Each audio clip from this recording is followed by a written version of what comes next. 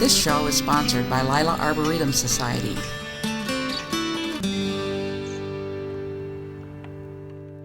Okay. Hi, I'm Vi Gogol, and this is In the Garden, and I'm here with Emily Kaynor, and we're in her front yard, and we're going to discuss some of the bushes and specimen trees that she has in her yard. The taller tree there. That's a Dawn redwood. Ah, that you don't see that in everybody's yard. No, and that's why I decided I wanted one in my yard. Yeah. It loses its leaves in the winter, even though it's considered an evergreen. So it's unique in that respect. And then, what are the purple bushes along the fence over there? Is that purple plum? Those are ornamental cherries. They're Cherries. Yeah. Oh. Yep, they'll bloom pink in the spring, and then they look good and not green all summer long, so it adds more color. Oh yeah, people should consider the color of the foliage of plants for their garden. Yeah, and that's a lot of what I've got in here too. Yeah, and it's really nice. Let's round down. And then when Dave turns around there, he's going to see the beautyberry, I think, or are we going to do the Coosa dogwood? That is a Coosa, isn't it? Yes, that's a Coosa dogwood. And then there's a purple beautyberry right in front of him. And then there's lilac and a viburnum in the back against the house. And you got bird baths for the birds.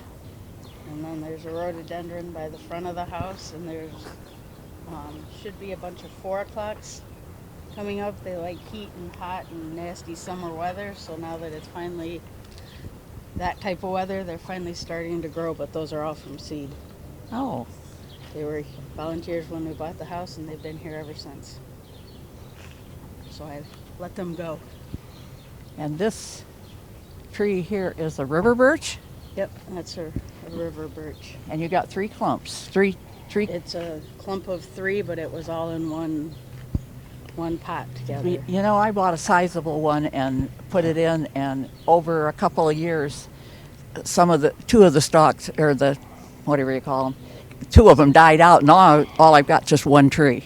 Yeah, this one was in like a 5-gallon pot with 3 of them, and it's.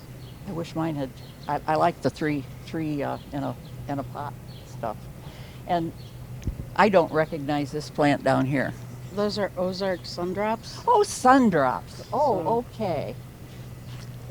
They flowered. They just finished flowering. Sometimes they flower later into the season, but these don't seem to do so well with my heat, so they flower earlier, and then they're done. Okay, now we have rose bushes here. Are these the knockout ones? Yeah, these are all knockout roses. And those are double. No, they're Single? Yep, they're just the straight up original knockout rose. Yeah, we're a little distance from them, but I thought for sure those were double. They're so a lot of color there. Yeah. And what is the foliage that plant? The yellow is a evergreen. It's a false cypress, and so it stays that color year round and can tolerate the heat and sun. Okay, I think we're ready to go to the backyard, aren't we? Okay.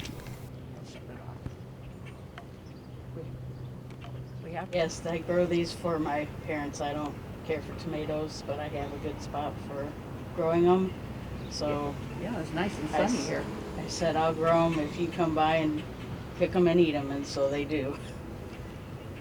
But it gets good hot sun against the house at this time of the year, so they and the just take cement off. too. Okay, let's go through the gate. Rain barrel. Do the rain barrel. Oh. Dave spotted something here that he wants to see the rain barrel. This is set up to catch the rain then that comes off from the roof. And they're just 2 barrels that I got from a car wash that were throwing them away. And my brother was able to rig up a system and catch it. And so I use the rainwater then, particularly to water the tomatoes, but then the rest of my yard when there's rain. Okay, now we can go through. Coming through the gate, we see. Now I'm trying to think of the common name. Mexican sunflower. Took a while. Now, are those the ones that get just that tall? Nope, that'll get 3 times that tall. 6 feet. Yeah. I got 3 packages of seed in my purse, but I didn't get out to the VA to give them to her. She wants them for the butterfly garden, but we can never find the tall seeds for the tall ones. Yep, they love the heat and they'll take off and be as tall as the fence. And the butterflies. And love them. All the insects love them. Oh, not just butterflies, huh? What's this blue flower that I think we got a dark blue butterfly bush, but this one with the blue flowers all over it is gorgeous. It's a wildflower that I found on the side of the road on a vacation up north and liked it. And so I thought, okay, well, I'll see if it will grow in my yard. And so lo and behold, it decided to grow, and now it's taking over and it seeds prolifically. And it's going to probably finish blooming here in a day or 2. It flowers earlier in the summer. And then I just trim it all the way back to the ground. And does it sprout again and bloom, or no, just next year?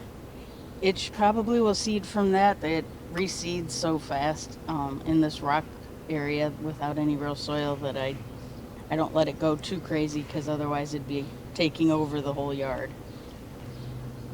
And here's a beautiful hydrangea.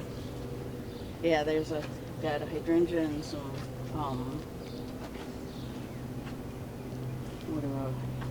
milkweed, and then just some extra random plants that have shown up between my yard and my parents' yard. I see a dogwood. There's a dogwood and a couple different lilacs in there, yeah, that I'm hoping will turn into adult plants sooner or later.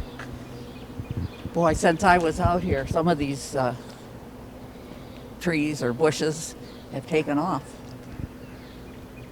Well, there's a beautiful mallow in there. I don't know. Do you know what that really is called? The purple. It's a hollyhock. Again, it's another one that I got from up north on a vacation up at a golf course. I asked them if I could have a plant that I liked its color, and they didn't know its specific name or anything, so they said you can have a plant. And so again, it's just in the rocky area of my bed, not intentionally planted there, and it's grown, so I've let it go. And does it reseed, or can you? Yes, it reseeds, and I've got a couple that I'm letting go. But again, if I don't keep after weeding right there. Now that is part of your maintenance-free stuff. Yeah, that's okay. We need to let Dave get where he can shoot all around, and after we identify what we're seeing. That one's is that Cranberry Viburnum? That's a double file. That's a double file. Okay. And so yeah, it looks kind of like a there's red berries on it. Husa dogwood when it's in bloom, but then it gets the red berries on it at this time of year, and so your mother said in the spring when you come out here, and all these shrubs are in bloom, and it's just absolutely. Yeah. Have you taken any pictures of it when it's all in bloom? I have pictures as the season has gone on. Is there some way we could? I can probably, yeah, because for flowers, my yard's probably best in the spring. With the viburnums that I've got, and then I've got a service berry. That's the one where the little blue thing is down there? Yeah, there's next to it. To our left. And that flowers in the spring, and then it gets berries that the robins scarf down in about 2 days, and then it has fabulous fall color. which is also part of what I've got, is a lot of color in the fall, but not many leaves then, and stuff to clean up and rake up. Okay, and there's some butterfly weed down there and some I've got butterfly Sun- bushes, lilacs, and what's the bush right behind the potted flower down there? the lilac. Is that a lilac back there? Yeah. Okay. And then the evergreen is a Canadian hemlock. And it was shaped when it was young? Is that what they do? Because mine's growing crazy. That was one that we had gotten from the landscape company that had helped with the yard, and so we just said that's what we wanted. And so I'm not sure how old it was, but it was from there. They got it and brought it in several years ago when we had the yard done. Okay, moving along to the left there. What is that? That's another viburnum. It's a blue muffin, Oh yeah, I've seen that one in the. and when it's done flowering, its berries are dark blue. They're harder to see. They're not as obvious and showy. But do as the birds? red viburnum. Do the birds like them? They don't like them as much, or they're just further in, and it's a more dense shrub, so you don't see the birds as much as you do in the. That could be. My cranberry viburnum gets red berries all over it, and the birds don't even look at it. Yeah. And then I have a dogwood next to it. Now, is that a regular dogwood or Yeah, that's just. the beautiful ones that? Yeah, it's pink flowered.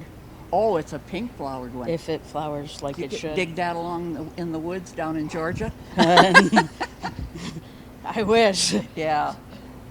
There were seedlings all over that highway that goes from Herndon, Virginia, on down into the Carolinas. And then, of course, we know this willow bush. I can't. And then that's a Nishiki Willow, And the Nishiki. and it's more of a shrub. It's supposed to only get about 10 to 12 feet tall and wide.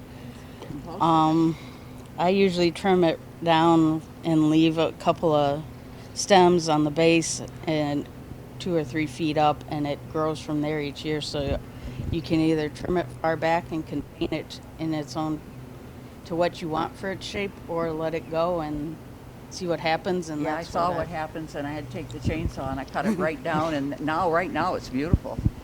So this year it got lucky, and it's Beautiful. looking good. And then got some hanging basket there. Is it a bird bath? Nope, it's a bird feeder. Peter. Okay. Yep. The tree is, or the bush is blocking my view. And And then there's a flowering hydrangea next to it. It will flower late August and be a standard. It usually does fairly well. It likes heat and tolerate. And for a hydrangea, it takes far less water than most of them. So it's I left mine in a pot over winter. Beautiful. It's all just broke out in bloom a couple days ago. And then the butterfly bush. Yep, and then another viburnum blueberries, so that there's kind of some symmetry from one side of the yard to the other. And then there's an arborvitae with some spring annuals down below, so they're long since passed and not showy over there now, next to a lilac. And then What's that lighter green bush by the near the evergreen? that's bleeding heart, the little guys. No, the tall one. Oh, Or a it's lilac? about this tall, right next to just beyond the lilac. There's He's looking at the plants in front of the lilac now. that's a dwarf butterfly bush that's really low. Then there's the lilac by the birdhouse. And then underneath the flamingo that's really small by the rock, there's bleeding hearts. I was going to that say, are- from here, it looked to me like bleeding hearts, but we're Yeah. quite a ways away from it. Dave's Yeah. right on top of it. So they're starting to fade away now since they bloom early in the season, and it's way too hot for them. Yeah. And now that the next birdhouse up to the left, what's that?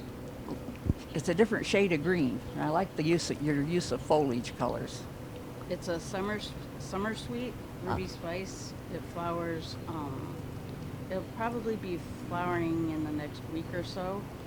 And They're- hummingbirds like that, do they? Or Hummingbirds love it, and it smells fabulous. And it's a low maintenance kind of you don't really see it. It's not a common shrub, but then it has yellow foliage for the fall. Very pretty. Now, what did you say that evergreen was? Is that another? That's not a hemlock, is it? A Canadian hemlock. It's the one with the white tips. They're the same variety, the one that's on the corner of the yard. You know, it didn't stand out to me over there like it does in this spot. Yeah. And I could This one's growing out further. Yeah. It's growing wider where the one further away wants to go straight up. And I don't know if that's part soil, part sun. I can't remember the variety that the white tipped ones are. Yeah, no, this one's Just a regular one? straight old Canadian hemlock. I wanted to, was looking at the other one to do a comparison there. And then, what is the white flowering bush down there? That's another hydrangea. That's Quickfire, a newer variety. It's coming into its prime right about now. It'll flowers white and then they'll fade into pink. And hold on until you cut them off or they fall off. And then the spiky flowers next to it. There's delphinium in with some milkweed and some other annual and perennials that I just made a little flower garden area out of.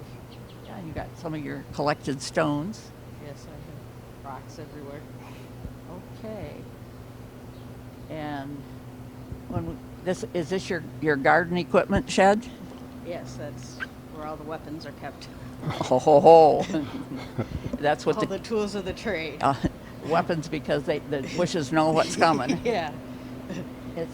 What is the one in the middle? The tree in the middle there. The tree in the middle is a paperbark maple. Oh, good.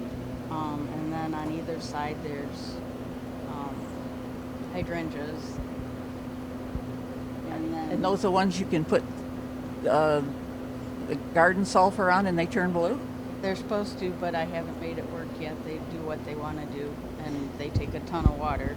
So maybe between all my watering, I'm diluting the rest of it, but they do flower. It's just, Well, I see that one's trying to turn blue. yeah, it's, But pink is pretty. yeah. Well, I'll take any flower. And then there's some veronicas in front of it, and then some Helleborus mixed in as well. So Do you like the Helleborus? I do like the Helleborus, and I noticed- surprisingly they flower well for me, even though it's not in shade. But they again do require a ton of water, and being right where it's Right. next to the hose, Yeah, and with the hydrangeas needing water, you they all get put it in the right plant in the right place. Yeah. Got some potted plants around this one's got shade. Yes. That's nice. I've never seen one up close. Yeah, the yard didn't have any shade when we took down the dying trees and redid the landscape, and so I was bound and determined that there was going to be shade somewhere in this yard so that I could at least enjoy some of being outside. So I just have a bunch. That's about the extent of my potted plants. And you're keeping the pansies going, and because sometimes at this time they start drying up. No, pansies are hardier than people give them credit for. Yeah. There's nothing wimpy about them. They're tough plants. They just like moisture and a little shade in the heat in summer. So if I keep them in pots this time of year, they'll mostly survive, and then I can put them back out in the yard come fall. And the pink little wallflowers over there. It's a Gomphrena. It's a new variety that I have found this And that's year. an annual. And it's an annual. Yep. It's very pretty. Are you going to dry them? I probably will. I'm going to see how tall and full they get, and I'll probably save some of the seeds just to see what happens, if most will luck. I don't have good luck with seeds, but we'll see what happens. Okay, well, thank you very much for allowing us to come and videotape your garden. Thank you for letting the people come and see it. But one thing we didn't talk about, how you created this out here to be more maintenance free. Yeah, this isn't necessarily a flower bed, so to speak, in the traditional sense when people think gardens. I've designed it so that it would be low maintenance and that trees and shrubs are in their place and won't get unruly in 5, 10, 15 years. That this will be pretty much what it is now, and I'll let it fill out and it'll grow, but I don't have to do much as far as maintenance. You had all the weeds out before you put the mulch down, and then how much mulch did you put down? There's a good 4 inches of mulch all over the yard so that it keeps the moisture in very well, and I've only had to do minimal weeding. I think that's And- great. People need to know that. I hope your garden guides at the tour will remember that to tell people. Mulching, whether it's a bed like I have or a true annual perennial flower bed, even vegetable gardens, mulching is key, and the thicker the better. Yeah. It'll save you time, effort, frustration, and it just looks better. I really like it. I really like that concept. And then I can enjoy it sitting here looking at it rather than screaming, collaring Yeah, it like when I sit down at weeding. with a glass of tea or lemonade, and next thing I know, I'm pulling weeds, and the lemonade is hot. Hot. Yep.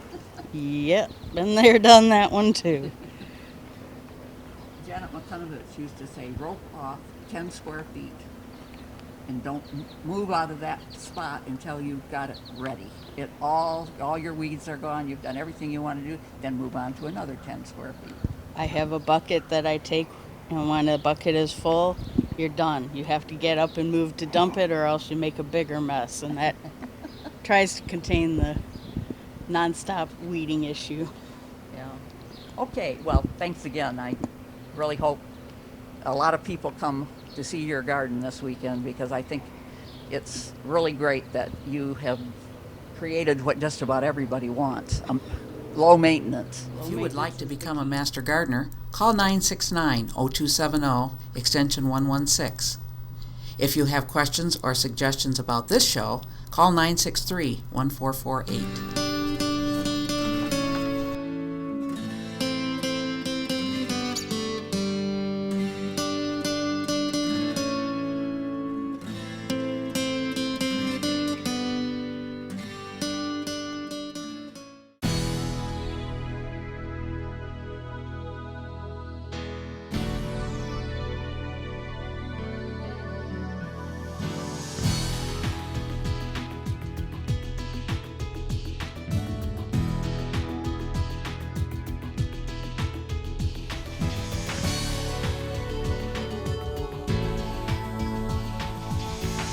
AccessVision.